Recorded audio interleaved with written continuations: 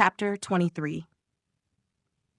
Elizabeth was sitting with her mother and sisters, reflecting on what she had heard and doubting whether she was authorized to mention it, when Sir William Lucas himself appeared, sent by his daughter to announce her engagement to the family.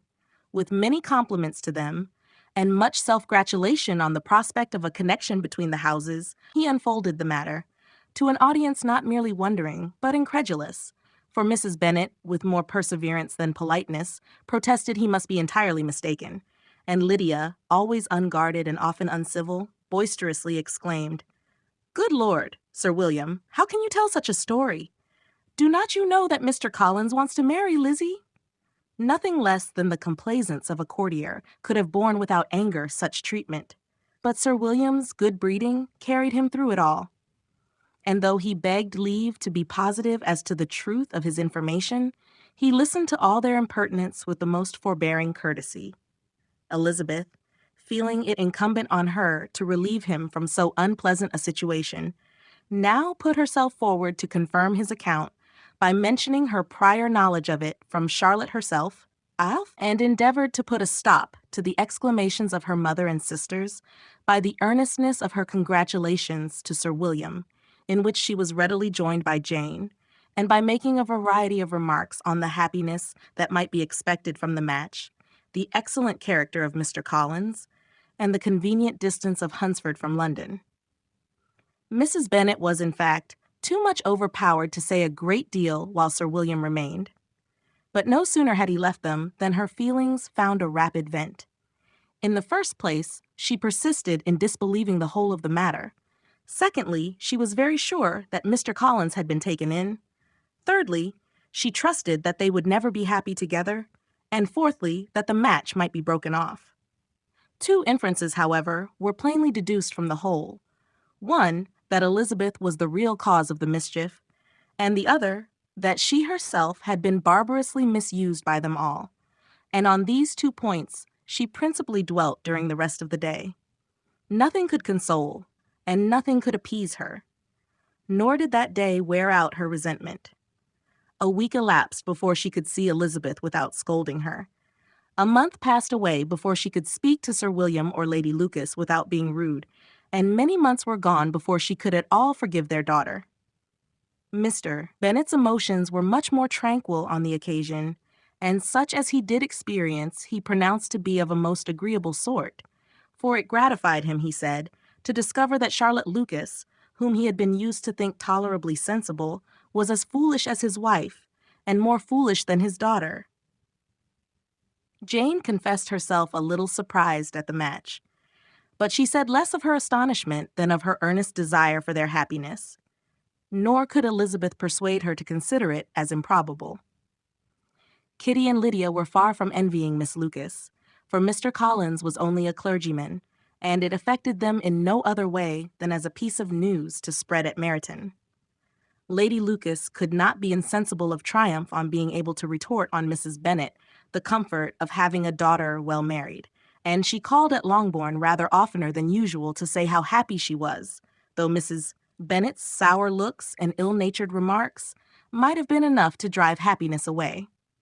Between Elizabeth and Charlotte, there was a restraint which kept them mutually silent on the subject, and Elizabeth felt persuaded that no real confidence could ever subsist between them again.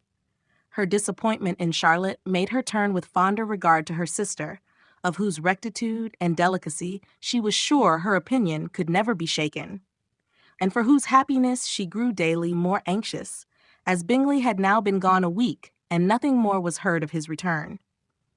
Jane had sent Caroline an early answer to her letter, and was counting the days till she might reasonably hope to hear again.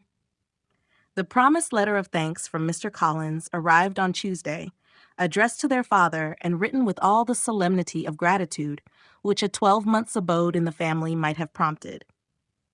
After discharging his conscience on that head, he proceeded to inform them, with many rapturous expressions, of his happiness in having obtained the affection of their amiable neighbor, Miss Lucas, and then explained that it was merely with the view of enjoying her society that he had been so ready to close with their kind wish of seeing him again at Longbourn, whither he hoped to be able to return on Monday fortnight.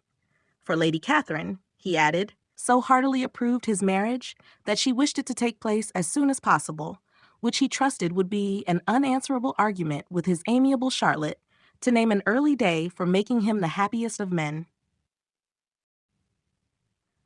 Mr. Collins's return into Hertfordshire was no longer a pleasure to Mrs. Bennet. On the contrary, she was as much disposed to complain of it as her husband. It was very strange that he should come to Longbourn instead of to Lucas Lodge. It was also very inconvenient and exceedingly troublesome. She hated having visitors in the house while her health was so indifferent, and lovers were, of all people, the most disagreeable.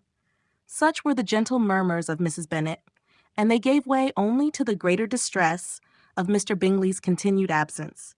Neither Jane nor Elizabeth was comfortable on this subject. Day after day passed away without bringing any other tidings of him than the report which shortly prevailed in Meryton of his coming no more to Netherfield the whole winter, a report which highly incensed Mrs. Bennet, and which she never failed to contradict as a most scandalous falsehood. Even Elizabeth began to fear, not that Bingley was indifferent, but that his sisters would be successful in keeping him away. Unwilling as she was to admit an idea so destructive of Jane's happiness and so dishonorable to the stability of her lover, she could not prevent its frequently occurring. The united efforts of his two unfeeling sisters and of his overpowering friend, assisted by the attractions of Miss Darcy and the amusements of London, might be too much, she feared, for the strength of his attachment.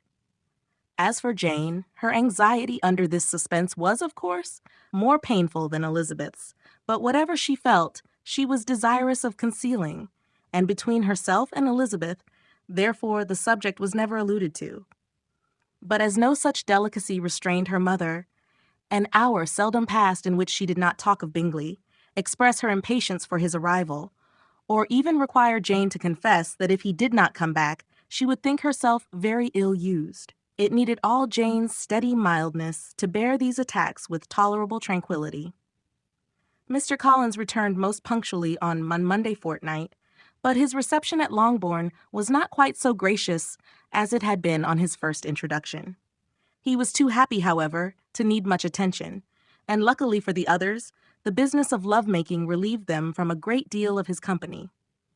The chief of every day was spent by him at Lucas Lodge, and he sometimes returned to Longbourn, only in time to make an apology for his absence before the family went to bed.